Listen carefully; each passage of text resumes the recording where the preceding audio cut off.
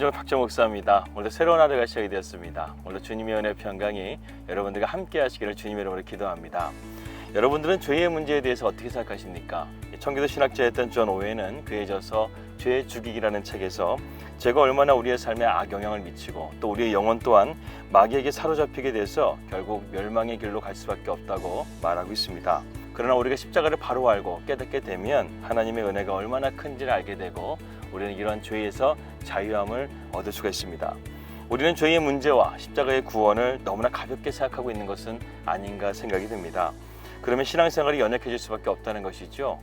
그래서 우리가 한 주에 한 번 정도는 십자가와 죄의 문제에 대해서 여러분들과 함께 말씀을 함께 나누려고 합니다.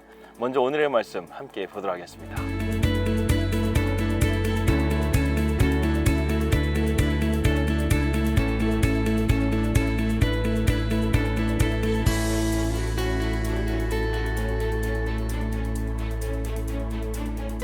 현대인들은 죄를 단순히 심리적인 문제로만 치부하면서 그것을 가볍게 다루는 경향이 있습니다. 정치인들을 보십시오. 죄를 지어도 떳떳합니다. 너무 뻔뻔합니다. 우리의 모습은 어떻습니까? 우리도 그런 모습은 없는가요? 문제는 이 죄를 계속 내버려 두게 되면 그것은 더 큰 문제를 가져올 수 있다는 것이죠. 그래서 야고보서의 말씀과 같이 욕심이 잉태한 즉 죄를 낳고 죄가 장성한 즉 사망을 낳는다고 말씀했던 것입니다. 근데 죄는 이렇게 심각한 문제인데요. 오늘날 교회 강단에서 죄의 문제라든가 회개에 대한 이러한 복음적인 메시지를 전하는 교회가 점점 갈수록 사라져가고 있다는 것입니다. 이 초대교회는 당시에 캐리그마의 복음을 선포했습니다. 거기에는 항상 예수 그리스도의 죽으신가 부활하신가 다시 재림하신다는 것을 선언하고 있다는 것이죠. 강력한 이 선포로 초대교회가 세워지게 되고 2000년이 지나는 시간까지도 이 복음의 역사는 이어지고 있는 것입니다. 바로 이 십자가의 능력이 중요하다는 것이죠. 예수 그리스도께서 우리를 위해서 죄의 문제를 해결하지 않으셨다고 한다면 우리의 힘과 우리의 노력으로는 이 죄를 해결할 수가 없다는 것입니다. 그렇다고 한다면 오늘날 이 세상이 죄로 만연한 가운데서요 십자가의 메시지는 더 강력한 메시지가 되어야 하는데 그렇지 못하고 있다는 것입니다. 이것은 교회가 세속화의 물결에 휩쓸려가고 있다는 증거라는 것이죠.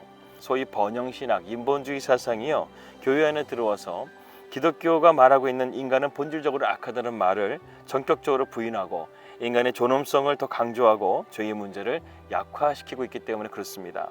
그러나 그리스도인들까지도 이러한 죄의 문제를 심각하게 다루지 않는다고 한다면 결국 세상은 멸망할 수밖에 없다는 것이죠. 하지만 우리에게는 아직 희망이 있습니다. 지금이라도 우리 안에 있는 죄를 직시하고 그것을 대항해 나가기만 하면 된다는 것입니다. 그러면 우리 주님께서요 우리에게 진정한 죄에서의 자유함의 은혜를 주실 줄을 믿습니다. 여러분 죄라는 것은 무엇일까요? 영국의 존 스토트 신학자에 의하게 되면 헬라어에는 5가지 죄에 대한 종류가 있다고 합니다. 첫 번째는 하마르티아입니다. 이 뜻은 표적에서 벗어난 것, 목표에 이르지 못하는 것을 의미합니다. 두 번째는 아디키아라는 것입니다. 이것은 불의 또는 부정을 말할 때 쓰인다고 합니다. 셋째는 포네리아, 이것은 사악하고 부패한 종류의 악을 가리킵니다. 그리고 네 번째는 파라바시스입니다. 이것은 건너가다라는 뜻으로 침입, 침해, 한계를 벗어나는 것을 의미하는 것입니다.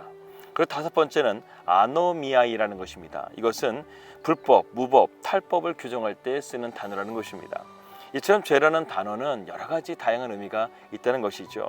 그런데 우리는 이러한 죄를 너무나 단순하게 생각하는데 문제가 있다는 것입니다.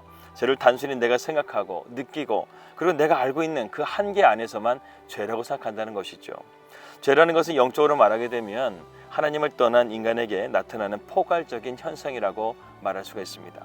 마치 태양을 떠난 인간이 존재할 수 없는 것과 마찬가지로 죄의 본질은 어떤 악한 행동이나 악한 사고가 아니라 인간 실존 자체라는 것입니다.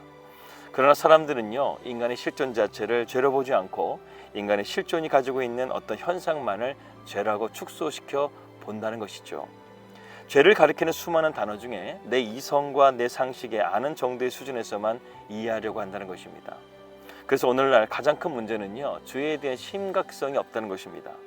더군다나 포스트 모더니즘으로 인해서 우리는 절대 진리가 희미해져 가고 있는 시대를 살아가고 있습니다.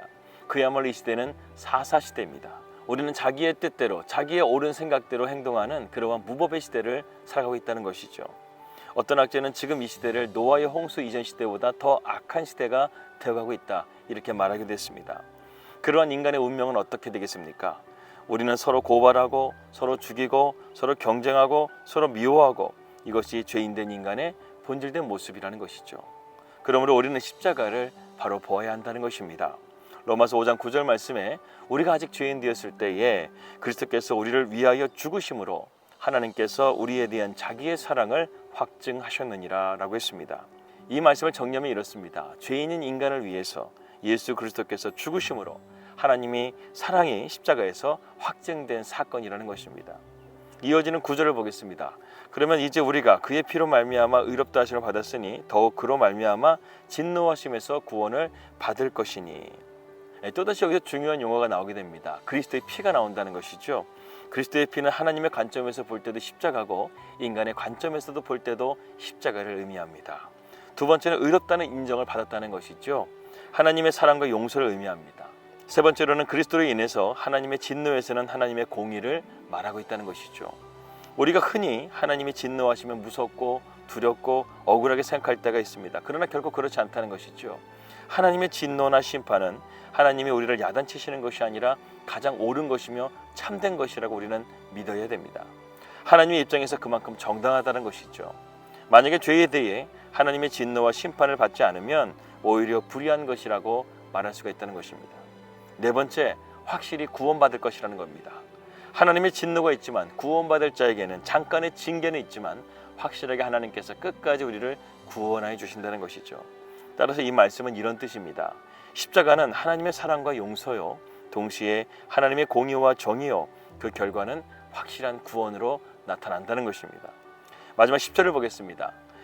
곧 우리가 원수 되었을 때에 그의 아들이 죽으심으로 말미암아 하나님과 화목하게 되었은즉 화목하게 된 자로서는 더욱 그의 살아나심으로 말미암아 구원을 받을 것이니라. 여기서도 우리가 네 가지의 용어를 주목해 볼 필요가 있습니다. 첫째는 우리가 하나님의 원수 되었을 때, 죄인 되었을 때를 의미하고 있습니다. 우리는 하나님과 친하지도 않았다는 것이죠. 아니, 우리는 본질상 죄인이었고 하나님과 원수로서 하나님과의 관계가 너무나 나빴습니다. 이것이 바로 인간의 죄의 본질입니다. 우리가 하나님과 친했었는데 억울하게 하나님으로부터 좀 벗어났다고 생각하는 착각이라는 것입니다. 두 번째, 하나님의 아들이 죽으심이죠. 이 또한 십자가를 의미하는 것입니다. 세 번째는 화목입니다. 화목이라는 것은 사랑, 용서, 화해를 의미한다는 것이죠. 네 번째는 확실히 우리가 구원을 받았다는 것입니다. 여러분 어떻습니까? 십자가가 그렇게 단순한가요? 십자가는 단순하게 감정적인 문제로 치부할 것입니까? 오늘 바울의 말씀 보게 되면 그렇지 않다는 것이죠. 이처럼 우리는 십자가를 감정적으로 이해해서는 안 된다는 것입니다. 우리는 십자가를 진실로 그리고 말씀으로 정확하게 깨달아야 된다는 것이죠. 우리가 죄인이라는 것을 논리적으로 받아들여야 된다는 것입니다. 십자가를 감정적으로 받아들이게 되면 내가 죄인이다, 이 문제를 가지고도 우리는 논쟁을 벌이게 된다는 것이죠. 우리를 하나님이 우리에게 주신 지정의, 전 인격을 통해서요, 우리가 죄인이라는 것을 받아들여야 됩니다. 또한 우리는 하나님의 공의도 받아들여야 되고 하나님의 사랑과 용서도 받아들일 수 있어야 됩니다.